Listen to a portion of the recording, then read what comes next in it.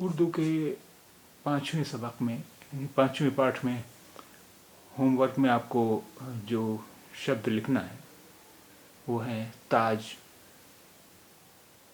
ताज, अनाज,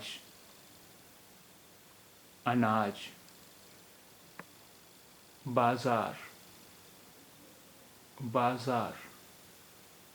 और जो जुमले या वाक्य आपको लिखना है वो है वो जा रहा है, वो जा रहा है, वो बाजार जा रही है, वो बाजार जा रही है, वो आम ला रहा है, वो आम ला रहा है। इसके अलावा आपको एक वो आम ला रहा है, राम बाजार जा, राम बाजार जा। इसके अलावा आपको एक शेर भी पढ़ना है जिसकी वॉइस क्लिप आप हमें भेजेंगे। वो है